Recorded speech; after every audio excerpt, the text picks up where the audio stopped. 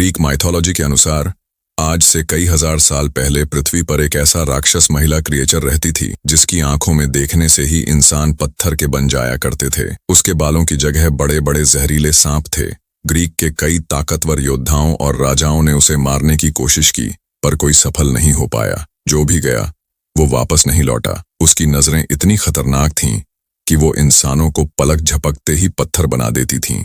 तो दोस्तों, आज हम जानेंगे उस रहस्यमयी महिला की कहानी जिसे एक समय पर पृथ्वी की सबसे सुंदर लड़की कहा जाता था, लेकिन एक ऐसी सजा के कारण वो एक भयानक राक्षस बन गई। ये कहानी है मेडुसा की। मेडुसा 2 समुद्री देवताओं की बेटी थी और उसकी 2 बहनें भी थीं।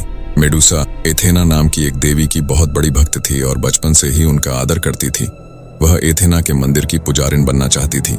एथेना ज्यूस की बेटी थी और युद्ध, बुद्धि और शिल्प कला की देवी मानी जाती थी। वो अक्सर हेलमेट, भाला और ढाल के साथ दिखाई देती थी। मेडुसा ने छोटी उम्र से ही एथेना की भक्ति शुरू कर दी थी और एथेना के मंदिर की परम पुजारिन बनने का निर्णय लिया।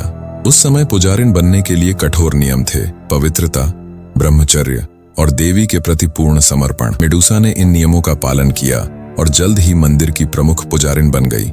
मेडुसा इतनी सुंदर थी कि जो भी एथेना के मंदिर में पूजा करने आता वह मेडुसा को देखकर मोहित हो जाता। लोग यहाँ तक कहने लगे कि मेडुसा एथेना से भी सुंदर है। कुछ तो उसके सुनहरे बालों की एथेना से तुलना करते। एथेना ये बातें सुनकर जलने लगीं, लेकिन मेडुसा की भक्ति के कारण कुछ नहीं कहा। पर धीरे धीरे मंदिर में लोग एथेना की पूजा कम और मेडुसा की प्रशंसा ज्यादा करने लगे। उसी समय समुद्र के देवता पोसाइडन, जो एथेना के दुश्मन थे, उन्होंने मेडुसा को देखा। पोसाइडन ने सोचा कि मेडुसा का इस्तेमाल करके वह एथेना से बदला ले सकता है। एक दिन जब मेडुसा मंदिर के बाहर पूजा की सामग्री लेने गई तो पोसाइडन ने समुद्र की लहरों से बाहर आकर उसे देखा और उसे अपने प्रेम में फंसाने की कोशिश की, लेकिन मेडुसा ने इनकार कर दिया और मंदिर की ओर भाग गई। मेडुसा मंदिर पहुंची तो खुद को सुरक्षित महसूस कर रही थी, लेकिन पोसाइडन पीछा करते हुए मंदिर के अंदर आ गया। मेडुसा ने देवी एथेना से मदद की गुहार लगाई, लेकिन एथेना ने कोई सहायता नहीं की। पोसाइडन ने मंदिर में ही मेडुसा के साथ जबरदस्ती की। इसके बाद वो वापस समुद्र में चला गया। एथेना को यह देखकर एक अवसर मिल गया मेडुसा को दंड देने का, ताकि वह उसकी सुंदरता और लोकप्रियता को नष्ट कर सके। एथेना ने मेडुसा को मंदिर अपवित्र करने का दोषी ठहराया, भले ही मेडुसा की कोई गलती नहीं थी। एथेना ने उसे श्राप दिया कि अब उसकी आंखों में देखने वाला कोई भी व्यक्ति पत्थर बन जाएगा। उसके सुंदर बाल जहरीले सांपों में बदल दिए गए। इस रूपांतरण के बाद मेडुसा मंदिर के कोने में छिपकर रोने लगी। वह किसी को देख भी नहीं सकती थी, क्योंकि डर था कि कोई प्रियजन भी उसकी नजर से पत्थर बन जाएगा। मेडुसा का एक बचपन का दोस्त उसे ढूंढते हुए वहां पहुंचा। उसने मेडुसा के कंधे पर हाथ रखा, लेकिन उसके बालों के सांपों ने उसे डस लिया। जैसे ही मेडुसा मुड़ी, उसका दोस्त उसकी आंखों में देख बैठा और पत्थर का बन गया। मेडुसा पत्थर बनी उस मूर्ति से लिपटकर खूब रोई। इस घटना के बाद उसका दिल पूरी तरह टूट गया और वह जंगलों में जाकर अकेली रहने लगी, जहां कोई न आ सके। धीरे धीरे लोगों के बीच ये अफवाह फैल गई कि एक भयानक राक्षस जिसका सिर सांपों से भरा है, लोगों को पत्थर बना रही है। कई राजाओं और योद्धाओं ने उसे मारने का प्रयास किया, लेकिन कोई सफल नहीं हो पाया। मेडुसा किसी को नुकसान नहीं पहुंचाना चाहती थी, वो बस खुद को छिपाकर रखना चाहती थी। पर लोग लगातार उसके पीछे पड़े रहे, जिससे उसका डर और गुस्सा दोनों बढ़ता गया। अब वो लड़की जो कभी सबसे सुंदर कही जाती थी, अब सबसे भयानक प्राणी के नाम से जानी जाने लगी। देवताओं तक उसकी दहशत फैल गई। एथेना ने भी अब महसूस किया कि उसने एक निर्दोष भक्त को श्राप देकर भारी गलती की है। वह चाहती थी कि मेडुसा को इस दर्दनाक जीवन से मुक्ति मिले, इसीलिए उसने ज्यूस के बेटे पर्सियस को अपनी ढाल दी और उसे भेजा ताकि वो मेडुसा को शांति दे सके। पर्सियस ज्यूस और एक नारी योद्धा दाना का बेटा था। एथेना ने उसे एक विशेष ढाल दी जिसमें वह अपना प्रतिबिंब देख सकता था। साथ ही उसे हेडीज से एक अदृश्य टोपी और हेमिस से पंखों वाले सैंडल मिले।